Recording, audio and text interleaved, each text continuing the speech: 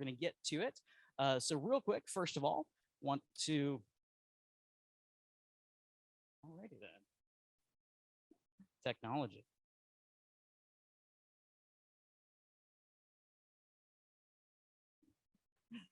Technical difficulties. Okay, real quick, we want to thank our friends with Title Alliance and Motto providing breakfast for us this morning.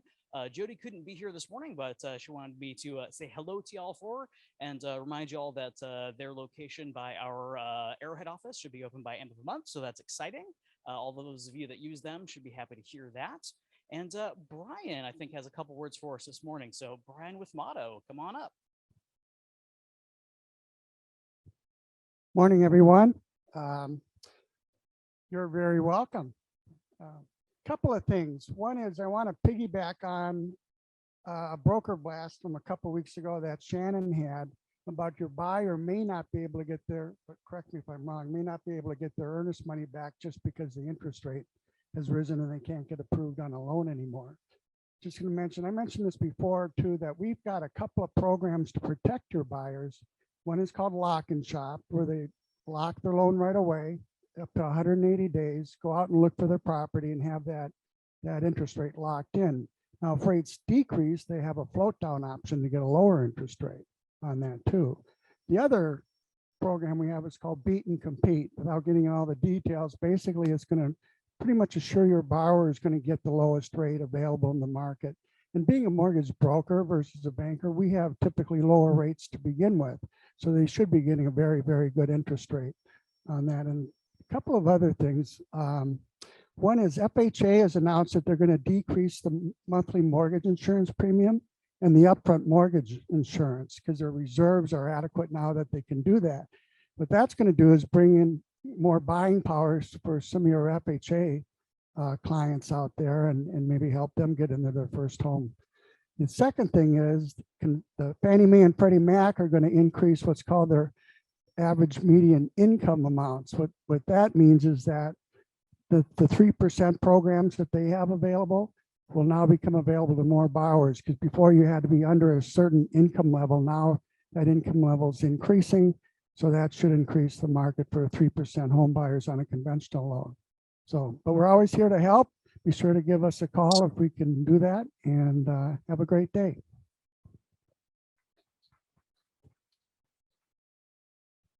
All right, thanks for that info there, Brian. So like I mentioned, just a couple quick updates. So one of them, if you haven't seen the various things we put out here about movie nights, please join us. Just a little bit of fun with all of us and our family here together. Should be a good time. So Lightyear, Friday, June 17th, when it's opening. Again, just something that's being done by us, TAP and Motto. So join us if you can. If you haven't already RSVP'd, grab some tickets. There's a QR code right here, as you can see, or you can just email. And again, you can find this in your email, Facebook, etc. It's all over the place. So if you have any questions, let us know. Otherwise, join us. It'll be a good time. Well, keep it within reason. You know, I know some folks are like, how many of my clients can I invite? You know, and you're like, well, if you want to put on your own movie night with your clients, we're happy to help you set that up. But, you know, for instance, one of our folks asked if their child could invite one of their friends, right? I'm like, yeah, that's fine. You know, if we're getting into a space crunch, we'll let you know. But yeah, so keep it within reason. We'll be fine. If in doubt, ask.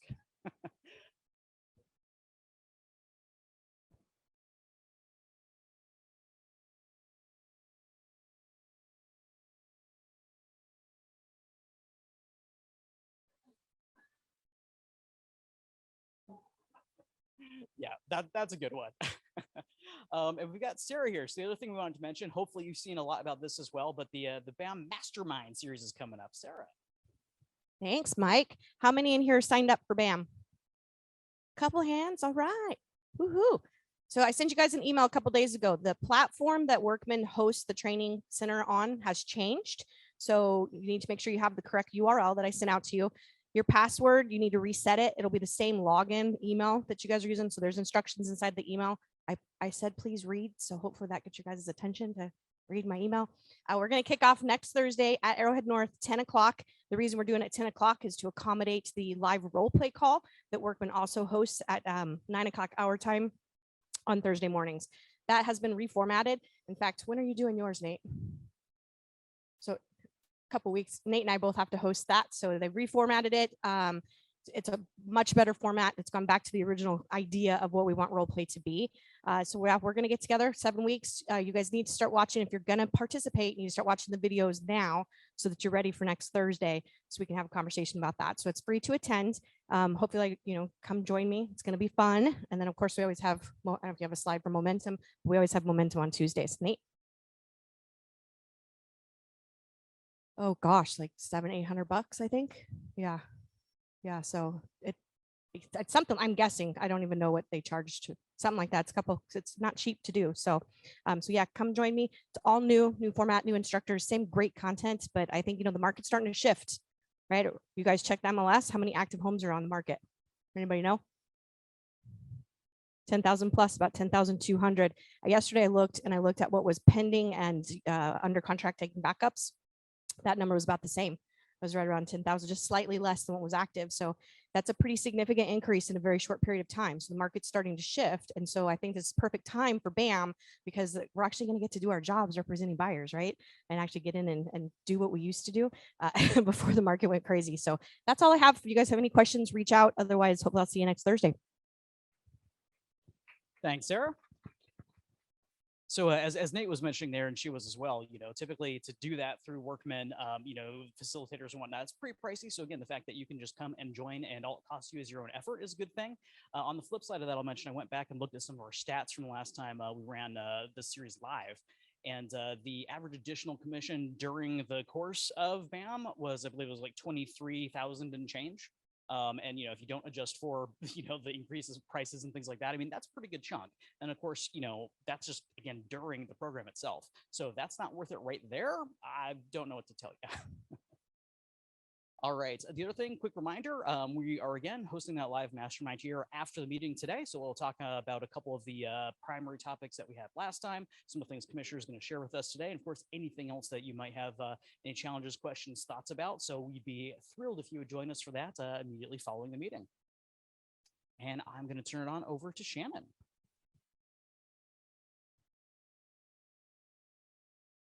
Good morning, guys. So I'm not going to take up too much time, but I am going to put out a little risk management warning.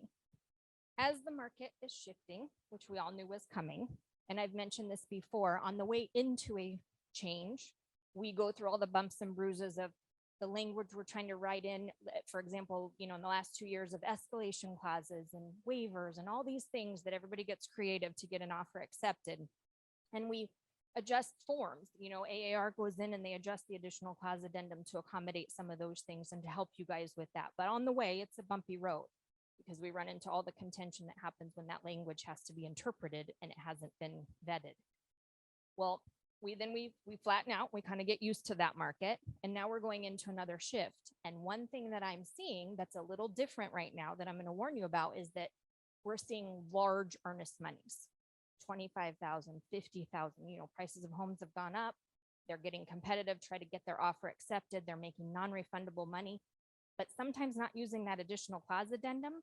And when that interpretation comes up and sellers they don't have that 5 backup offers that are $50,000 more and these crazy things, they're willing to stay and fight for that money when there's a demand or there's a challenge with a cancellation. So I just want to encourage you to be very, very careful with your language in your contracts. Be very clear. Use the forms. Use the additional clause addendum. Use the addendums that are provided for you because that language has been vetted by committees that spend a lot of time making sure all the bases are covered. I have, I think, 2 that are brewing right now. Silly, but when $25,000, $50,000 is on the line, people are willing to go to bat, and it can get ugly. So I just want to encourage you to be very, very careful with that. And with your language as we're going into this shift. So with that, I just want to share Commissioner Dettorre is going to be joining us, which we're really honored and thrilled to have him. As you know, we've had Commissioner Lau in many years past. Commissioner Dettorre has been at the department and worked very hand in hand with Judy Lowe for 10 years about, and was recently appointed in October, officially in February. And we're just very honored to have him. So with that, I'm going to introduce Commissioner Dettorre.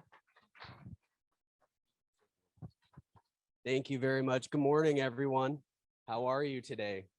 Thank you so much for having me here.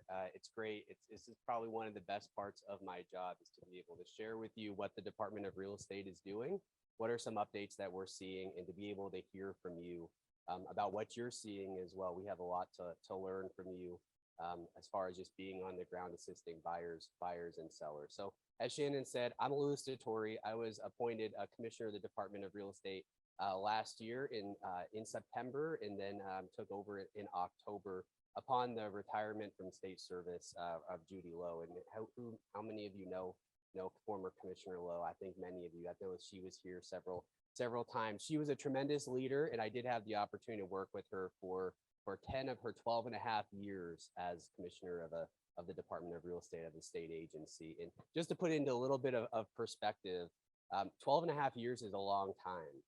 The only other commissioner at the Department of Real Estate that served longer than her was Fred Talley. Does anybody know that name? That was back in the 60s and 70s. Fred Talley was involved actually in a lot of the land fraud issues that Arizona has, a rich history of that in the past, right?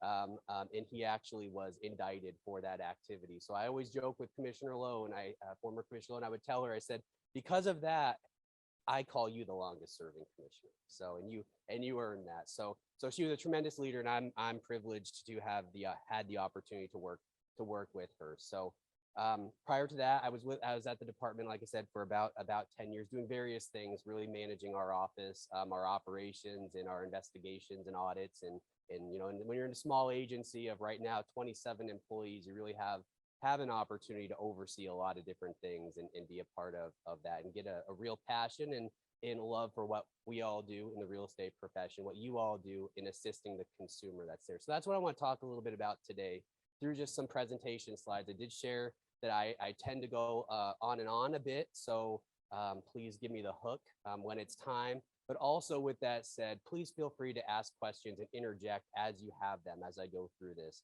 I think that's part of the value of having this opportunity is to just hear your questions and feel free to let me have it. Even your tough questions, let me have them, and let's dispel any thing that we need to talk about around any assumptions or whatnot that our office does, because we're here as a resource too. So with that said, we'll get started. So a little bit, am I in frame here? I know that there are folks that are on Zoom, and welcome. Thank you for being online as well in the virtual universe, not the metaverse. We're not there yet, but in the virtual Zoom world. So let me know if I get off a frame. Thank you, sir. So a little bit about the Department of Real Estate. What do we do? So we license salespersons and brokers, as you know. The next slide, I'll give you the big number of where we're at for total licensees and active licensees in the state. But we license salespersons, we license brokers, we license entities, so the companies, so like Remax that you're with here. We approve schools in Arizona, courses, and instructors. We have about 650 instructors, real estate instructors in the state.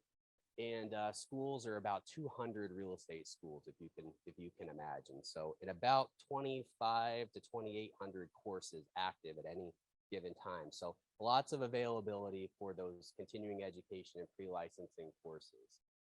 We approve what's called a public report, and we'll get into what that is in just a bit as well. But our development services division has been very active over the last really 3 years, and you can't drive down the street here in Phoenix in the Valley and a lot of other areas of the state without seeing home building development. And we'll talk about that in just a bit for what we're seeing around that and the implication of it.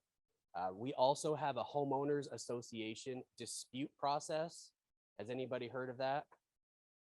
Now, we all love those HOA conversations, right? If ever there's a lull in the room and there isn't a lot of discussion, I can say HOA, and usually it brings up some reaction of it gets everybody a little involved. But so the Department of Real Estate does not oversee or regulate homeowners associations. But back in 2016, we were given a process called the Homeowners Association dispute process from another agency that was consolidated at the legislature. That agency was called the Department of Fire, Building, and Life Safety, DFIBLS, as they call it. Government loves its acronyms, as you know. So, but the Department of Real Estate was the recipient of that program. Some of the other programs that were moved were they regulated trampolines and jump houses and had some forestry functions as well that were put in other agencies. But the HOA dispute process, and you may at some point get asked by a consumer, one of your clients, what does the state do as far as that HOA interaction? What do I do if I have a complaint? So the Department of Real Estate's involvement in that program is we receive a complaint from what's called a petition from a homeowner or from the HOA. And it allows the department to take that paperwork, that information, and we send it over to another state agency called the Office of Administrative Hearings, and they adjudicate that complaint. So it's a hearing where they can listen to the homeowner and the homeowners association and hear about why there's an allegation of a violation of a CC&R, of a bylaw, of a state statute. So to give this a practical example, I built a gazebo in my backyard. I didn't ask for permission from the homeowners association to build that gazebo, right? I did build a gazebo in my backyard, but I did ask for permission. So, but I'll use that example. So, but let's say I didn't set it back far enough from the back wall. I was supposed to do it by 6 feet. I did it by 7 feet. Anyway, so there's a complaint that's filed. The HOA then says, you can't have that back there. You need to take it down. I say, I don't like that. I think that's wrong. I think the CC&R, the bylaw says that I can do that. So anyway, they submit a complaint and it gets heard over at the Office of Administrative Hearings. So I go on and on about that HOA process. It's a good one. Other things that we do. So we have an investigations division, our auditing and investigations division. So we audit brokerages and we also investigate public complaints that are received from you all. We have an obligation to investigate those as well. So I know that none of you have had an interaction with our investigations department or our enforcement and compliance department that actually will help to resolve that complaint should there be a finding or an allegation that moves forward for a disciplinary action. And we'll get into on here some of those items that we're seeing at the department. So that's a little bit about us. I'm sure you knew all that, but just to give a little background. Any questions thus far? No questions. All right. So where are we at as far as total licensees? So we like our metrics and we like graphs. I think it shows us where we have been and where we are now and where we're going. We're at 91,793 total salespersons, brokers, and entities. Now that includes active, inactive, and those that are within their 1-year grace period. So that's kind of an overarching a view of the landscape there. We see about 492 new applications each month. That's on average. And of course, each month we do have a drop off of some that decide to let their license go into their grace period or otherwise terminate. That's there. So of that, about 70,000 licensees are out there assisting buyers and sellers in real estate transactions. So that's where we are right now, and we'll see where we're going. Another little bit of housekeeping that I want to share with you is the department publishes our quarterly bulletin. You probably all are familiar with that. How many of you received that through our email or your email late breaking news? Lots of hands. If anyone that would like to receive it who doesn't, you can just put in your email address on our website and that will come to you. We try not to spam you with lots of information, but there's good information that's within our bulletin. And for those that are familiar with it, I'd say before you flip to the most popular part of the bulletin, which is probably the last pages, right? At least read the commissioner's article. He spends a lot of time in putting that together and sharing good information with you. So a little plug for that, if you would. Just another little bit of housekeeping. You know, we do a lot of presentations and sharing a lot of information from the department like this with you all. We also have opportunities at the department where we like to hear from our stakeholders through different meetings. We have a development services lunch and learn where we talk about development services and public reports and building and home building, and anyone is welcome to attend that. We have a sign up in our bulletin where you can just let us know that you're interested. It's a hybrid meeting. You could pop on virtually and not come down to our office downtown if that's inconvenient. But I want to just share, there are lots of opportunities at the department for you to be involved in ongoing conversation of things that are happening within our state. we were back down in Tucson a few weeks ago in a meeting like this, and we talked a lot about water, and we talked about the circumstances around the state for different statewide issues as well. Heard from our sister state agencies, the Registrar of Contractors, Department of Housing, and others too, to give you that perspective of what else is going on within the state. So you're welcome to attend those. Let us know if you are interested.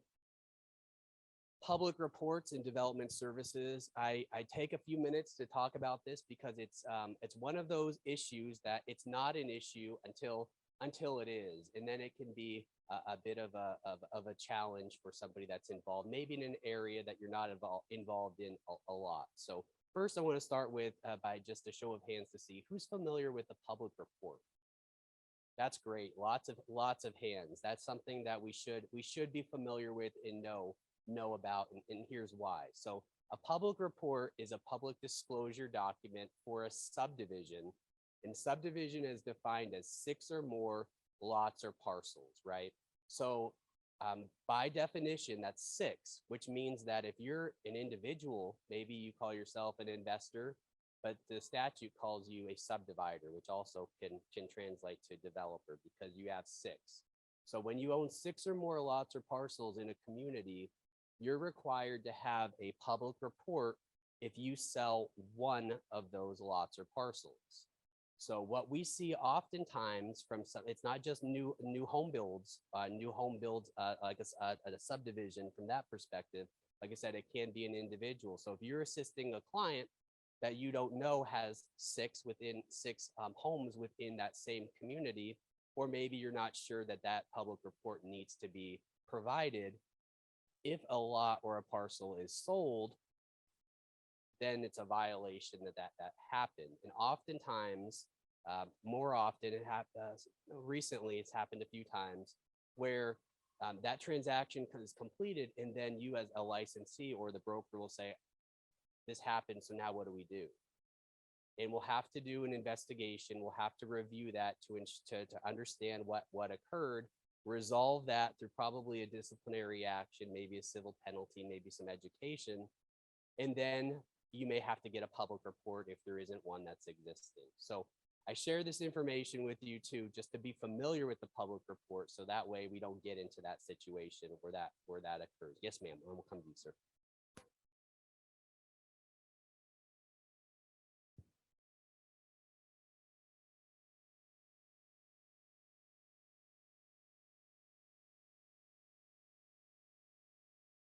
Sure. Sure. Yeah. So that's so the question was whether or not the public report requirement applies to an HOA or communities where an HOA may own 70% within that community. Yeah, public report would be required for the owner of 6 or more lots or parcels. So it does apply to condominiums as well. So. They would be required to get a public report if you know that they might need to interact with our office to clarify any questions that they have around that. And that's the other point that I want to share before I'll come to you, sir, is that if there can be lots of questions around development services and public reports, and I encourage you, should you have an instance where there is a question and you're not sure whether or not it's needed, interact with our office through our message center, talk a little bit about the technology options to interact with us, but please reach out. We'll point you to resources, and we can't give legal advice, but we can point in the right direction. Yes, sir, and I'll come to you, ma'am.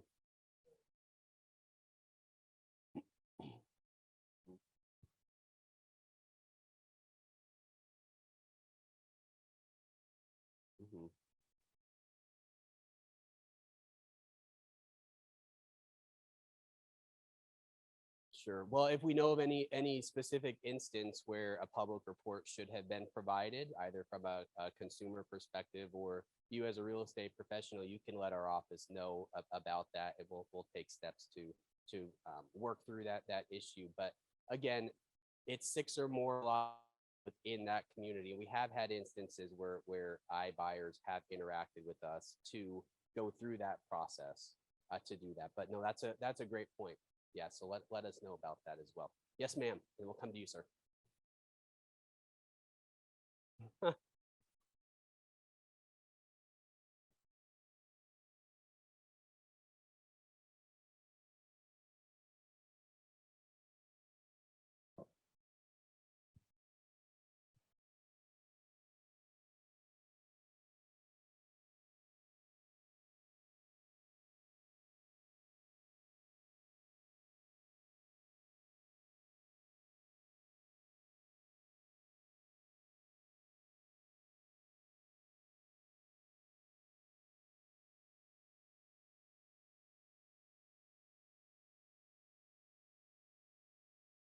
Yeah, it's a great question. So I think practically, if you're assisting a client as far as under to know first if they have six or more within there, that might be just through a conversation with them to see where they're placed, and then you could interact with us with that question. I would say generally it could be complex if it's a master community that's over the entire larger in scope than a smaller specific subdivision. It would really be probably important to understand what that makeup of that master community is and what's included in there before I could say whether you needed it or not. But understanding where those properties are placed, the spirit of the statute is that it's within the same community. So probably more information would be needed, not to evade your question, but it would really be dependent on knowing what the scope of that master community was. And your broker Shannon may have some feedback. Sure.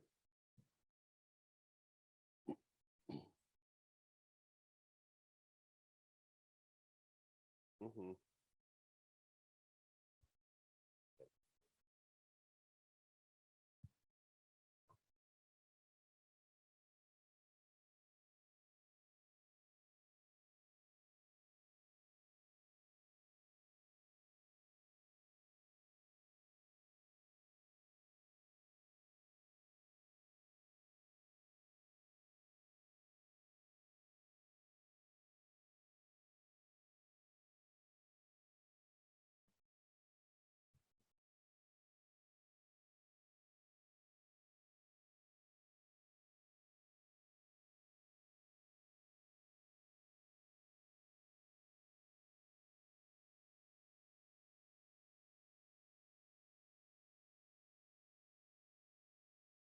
And Shannon, that's a good option, and you can do that. So if you have a question regarding a specific situation of there, whether a public report is required, interact with the department and ask that question and present whatever information that you have, and we'll give you the best reply that we can. So no, it's a great question.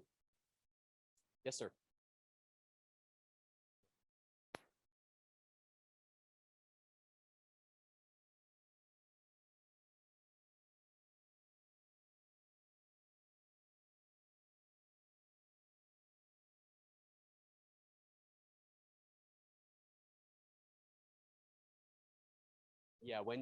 Yeah, typically when you hit six. So in a 10-year period, there's also, there's a law that was passed in 2013 that said essentially, yeah, I know, right? These things get complex, and that's why I really say as well, if you have a specific question or a question around that, ask the department and be knowledgeable about the public report. And as you have specific questions, let us know. But it is within 10 years, and then the one prior to the 10-year, it falls off. Sure.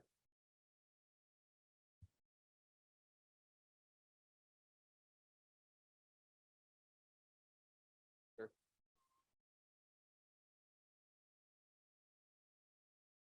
Sure. That could add a whole another level of complexity. Sure. Well, let us know. We could go through, and you also can feel some of the challenge that we have when there is a complaint around an allegation that a real estate professional submits, or another homeowner that says, it's a subdivision. They should have a public report because there are 6 or more lots or parcels, when really it's a minor land division and it's 5 and it's not. And what was their intent? And were they trying to avoid the public report requirement? And we have to go through and unwind all of this too. So it's on both ends. Anyway, so the other point that I just want to share with you as it relates to development and the applications that we're receiving around that are just the amount and the volume that we have received over the last 3 years. So thus far this fiscal year, and I didn't report May's numbers in there, but we're probably over 1,000 applications this year as well. So you can see that trend. We keep continuing to surpass our last 10-year high of applications. So what that just indicates is there's a lot of activity that's going on, a lot of building.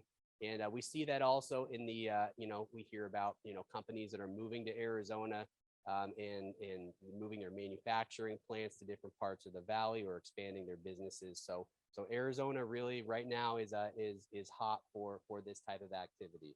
And as we have that type of growth around the jobs and the manufacturing, that is all that puts more stress on the need for housing and throughout our state. So any other questions related to this? I've thoroughly not answered your questions on the most specific ones. I know, but please email me. I'll have my email address at the end. We'll get you the answer.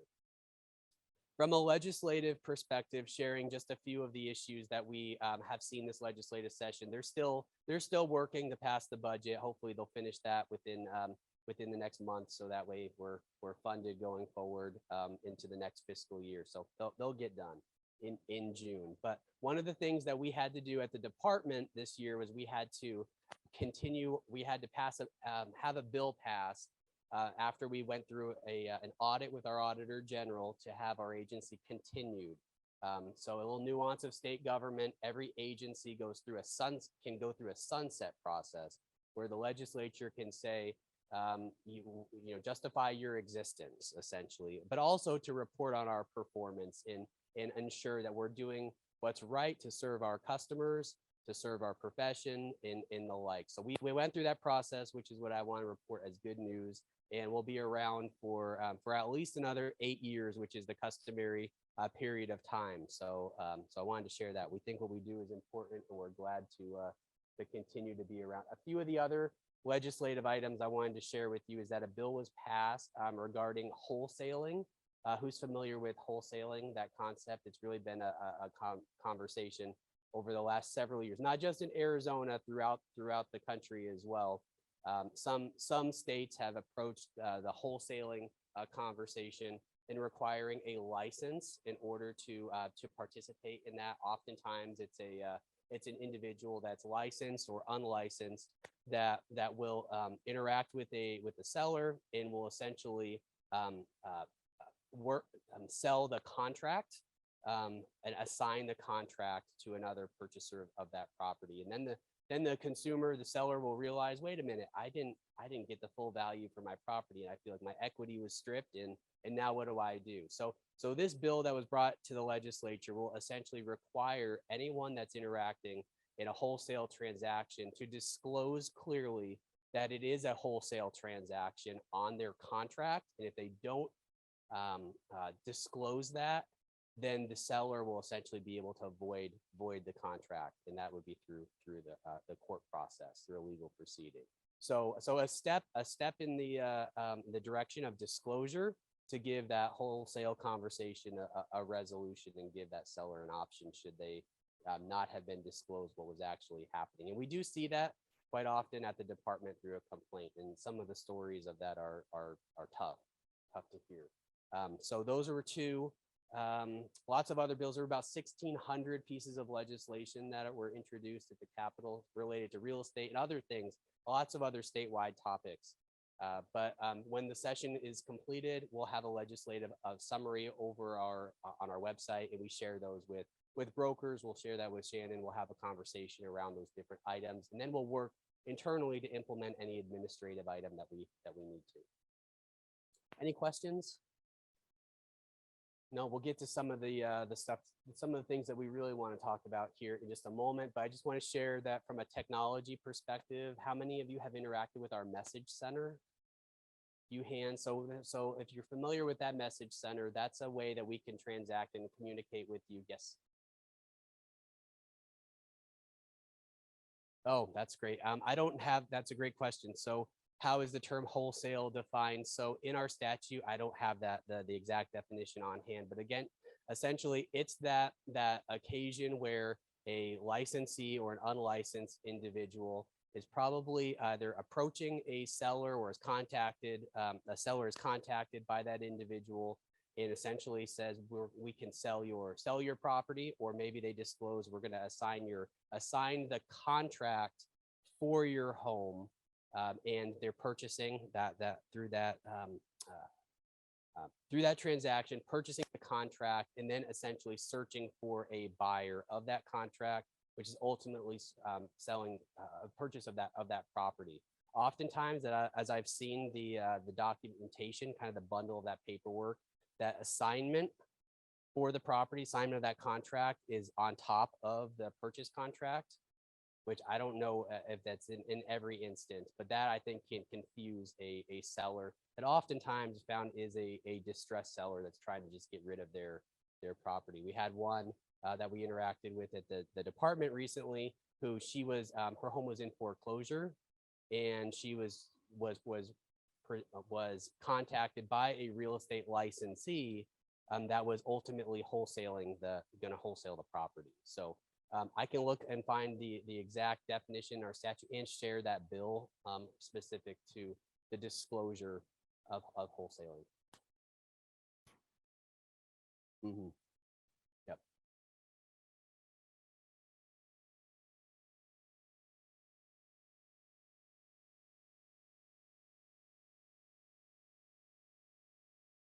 Great clarification. Yep. No, so that was a test. I hope we passed, Shannon. So a few of the issues that we're seeing here at the department. So these can come through a complaint, or they can come through a phone call to me or a member of my staff, come from a broker, in the like. So I want to share some of these items with you, not just to share what all the complaints are, but also to share with you what the issues are. So when they come up, you'll have some familiarity with that. So sort of the do's and the don'ts. So presenting all offers in this market, well, and I know that things are changing. We're talking about change in the market, but for the time being, I don't see there being less demand for property. So presenting all offers, multiple offers on property is something that I believe will continue. And it's important for you to know that as a licensee, each offer needs to be presented to the seller, right? And that any rejected offer needs to be maintained for 1 year.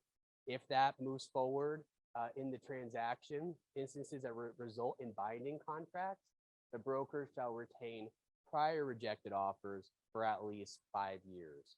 So when the department gets a call from someone, and this had been pretty hot and heavy over the last year or so, when we get a call and says, I don't believe that I've made an offer on 20 properties and I'm still with, left here with nothing.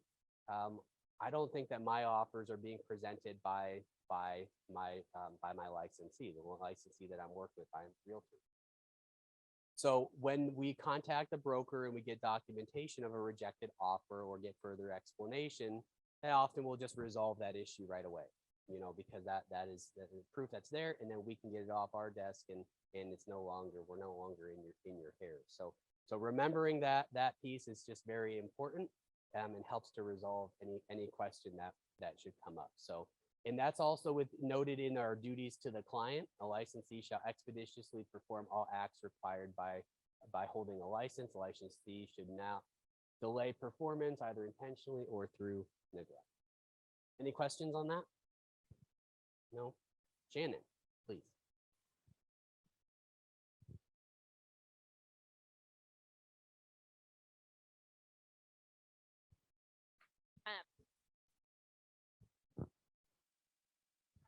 From a logistical standpoint, as a reminder, because SkySlope on your listings, you can load them right in there. There's a placeholder for the rejected offers, that you all know that. But if you have on the buyer side and you want to present those, we need those just emailed to the broker address, and I keep a folder of those ones. So just as a reminder, that's where they go. Excellent.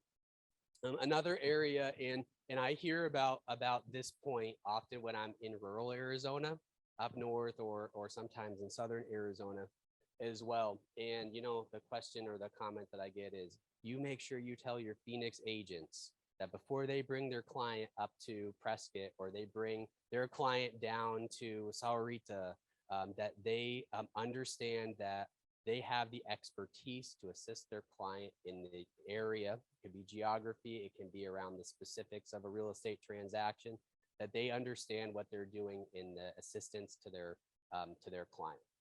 Make sure you tell your Phoenix agent. I said, well, it's not always just about Phoenix being, good and bad. But the point is around working within your expertise, and that's important. And really working with your broker to understand how your broker wants you to proceed in assisting a client in a different type of transaction in a different area of the state that you might not always be in. And we're not going to tell you at the department how to do that, but certainly your broker will be able to give you, Shannon will be able to give you feedback on how to move forward with that. Unlicensed activity, we talked a bit about wholesaling already, but we also get interaction around, we get an email says, I'm not sure if this company is licensed or not, and we can check on our public database, and you're welcome to check that as well around whether or not a certain entity that you're working with, whether they hold a real estate license. Advertising. So I shared with Shannon before this that I was asked so often around how many complaints that we receive from the public versus other real estate professionals, licensees, so often asked that question that I did a little bit of homework and I tried to discern that to be able to share with you. So last month, 25% of the complaints that we received at the department were from real estate licensees. And I share that with you just because I've been asked so often, but it doesn't preclude you from submitting complaints to the department. We review everything that comes in, and I'm not asking you not to provide those complaints. But a very popular complaint of that percentage are around the topic that's on the screen here around advertising. It's really because you're out about in the community and you see those much more often than we see at the department that we see those. So feel free to send those. We look at each one of them that comes in. But advertising during my 10 years at the department has always been a topic of conversation, has always been something that we talk about, and we try to provide some guidance and education around what are the advertising requirements. So advertising needs to be approved by your broker around that. So if you have questions around the advertising that you're putting together, you can interact with Shannon. You can interact with your broker around what should be done. We also the department worked with the Association of Realtors on putting together a guidance document, really updated that from 2014 on the do's and the don'ts related to advertising. So those are some of the points on the screen here that we see as often as issues. Your employing broker, so your company name, being clear and prominent on your advertising, especially as it relates to teams. Oftentimes we see on an advertisement, the Smith team or the Jones team will be very clear and very prominent on the advertising, and then the employing broker will just be this tiny thing down at the bottom corner. I'd advise against that, just because it would be confusing to a consumer that would see that, and when they interact with the department, they could say, well, I'm working with team XYZ, and then we clarify that it's another employee, who the employing broker is. So just to get ahead of that would be a recommendation. Yes, sir.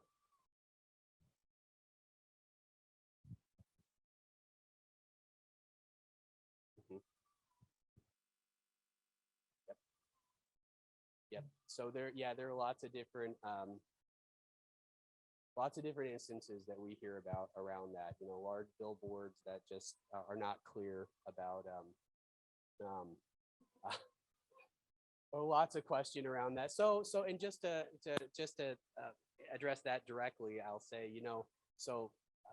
that company does hold a real estate license, and that is an employing broker that's there. So it can be the nuances of that discussion. It could be, whether it's confusing to a consumer is something that is to be discussed. But from that perspective, a licensed company that's on an advertisement that's there, that in that instance, they do hold a license. So anyway, continuing conversation there, we talked about public reports and that probably to death. So any other issues that we want to talk about here? Failure to disclose material facts.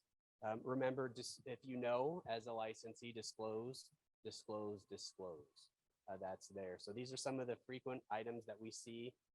Wood infestation, water damage, roof issues, septic tank issues, etc. So disclosure is important.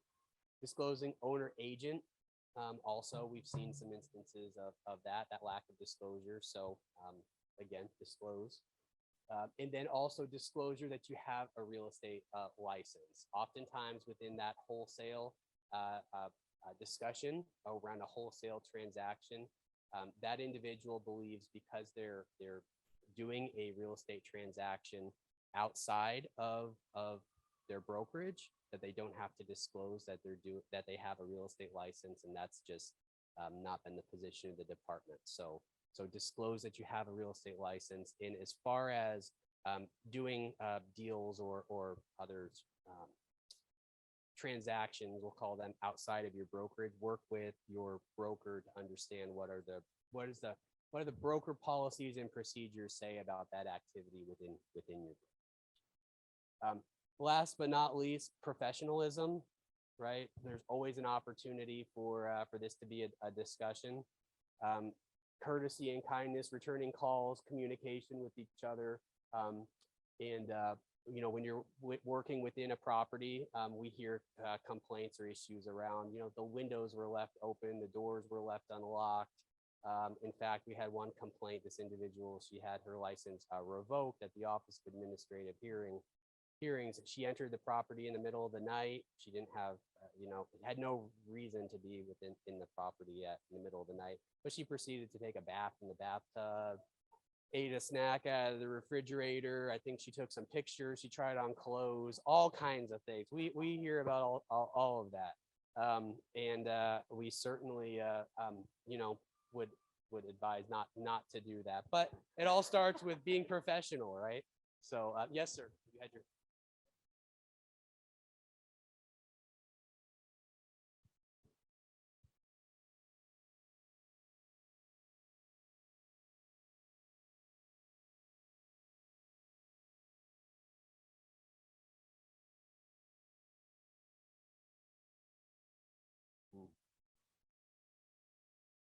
Mhm.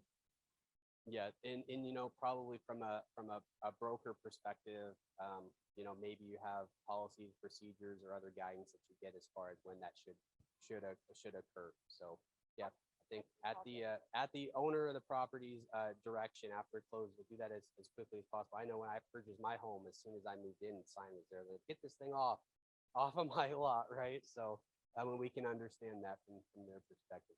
The last thing I'll close with before I invite any other questions that you have, I just want to share that at the department, you know, we are 27 employees overseeing about 92,000 licensees and a large public population here in Arizona. Any other stakeholder that we interact with. We do a lot of good work. I believe we do a lot of good work. We have a great team that really prioritize service to you all. We have a growing profession, and change is always occurring within our market and within the state that we're in. So know that we work hard for you and being responsive to your questions and applications, and put a lot of pride in the work that we do. At the department, we have the laws and the rules, state statutes behind us that really help to uphold the integrity of our profession and ensure that things are done the right way. But I really am a firm believer in partnership, and we can't serve our Arizona consumer, our clients, without your help and your continued support. I think that by being here, I'm probably preaching to the choir that we all want to do things the right way. But if we can spread that message that we all have a responsibility and an obligation to do things right, to uphold our Arizona real estate profession for our Arizona consumers, I think that I just want to share that message. And we've talked about that with former Commissioner Lowe. She and we would talk about that often as we went out. And she would always say that that's the Arizona way, is doing it the right way. So I just ask for your continued support in achieving that goal, and interact with the Department of Real Estate anytime that you do have a question. We are available to you. To have a little fun with this here, if you want to take our customer service survey and let us know any feedback that you have about what we're doing right, what we're doing wrong, what we could do different or better, or how great the commissioner is, you can take that. Kidding, you know, but that's the a QR code. My office taught me about QR codes and how we use them. But we didn't pay for the paid version, so that's the free version that's there. And I joke that in the middle of that is the Sonorosaurus. So, and if you didn't know, a little piece of Arizona history, about 4 years ago, there was actually a law that was passed. It was brought forward by an 11-year-old. And the state dinosaur is now the Sonorosaurus. So that's the Sonorosaurus there. Little levity. That's a little levity there. And that's my email address. Feel free to reach out anytime to our office, and available for any questions that you have. Can't thank you enough for the opportunity to be here. Thanks for indulging me.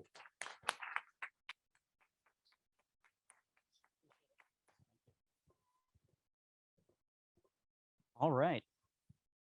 Well, thanks for coming out today, everyone. Thank you again so much, Commissioner, for being here. Appreciate that. And if there are any questions, of course, that pop up, as you're walking out of the room in your car on the way home, anything like that, again, feel free to bring those up. If you didn't hear on that sign question, Shannon, kind of gave us all a wink and said, I can contact their broker. Yeah, let Shannon be the heavy on some of this stuff.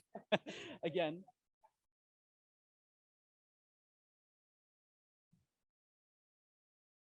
yeah, for those of you online that may not have heard, just Shannon's immediately going into like her complete Rolodex of all of the statutes and all that kind of stuff. So yeah, she's a great resource, as is the department. So again, thank you so much for that. And then whomever is able to stay now for our mastermind, we'll just take a couple minutes to transition here. Come on up, join us, and for everyone else heading out or online, y'all have a great month. Thanks so much.